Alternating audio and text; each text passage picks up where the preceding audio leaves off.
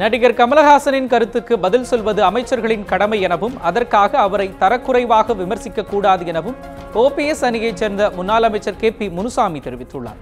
Chennai Greenway சாலையில் உள்ள இல்லத்தில் செய்தியாளர்களிடம் பேசிய அவர், ஜனநாயக முறைப்படி அரசை விமர்சிக்க ஒவ்வொரு குடிமகனுக்கும் உரிமை உள்ளது என குறிப்பிட்டார்.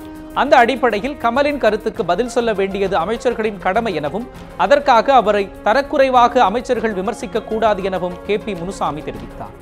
மேலும் தேர்தல் சின்னம் தொடர்பாக தேர்தல் ஆணையத்தில் தாக்கல் செய்யப்பட்டதில் எது போலி பத்திரங்கள், புனையப்பட்ட பத்திரங்கள் என்பது விசாரணையில் தெரியவரும் எனவும், பெங்களூரு சிறையில் உள்ள சசிகலா லஞ்சம் கொடுத்தது உண்மையெனில் அதைவிட வெட்கக்கேடான விஷயம் எதுவும் இல்லை எனவும் முன்னாள் அமைச்சர் KP முனுசாமி குறிப்பிட்டார்.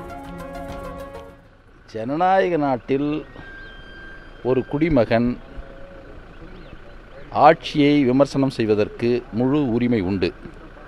அந்த வகையில் திரு கமலஹாசன் அவர்கள் இந்த ஆட்சியை விமர்சனம் செய்திருக்கிறார். அப்படி விமர்சனம் செய்திருப்பதை ஆட்சியாளர்கள் பொறுமையாக கேட்டறிந்து அதற்கு உரிய பதிலை அவர்கள் தர வேண்டும்.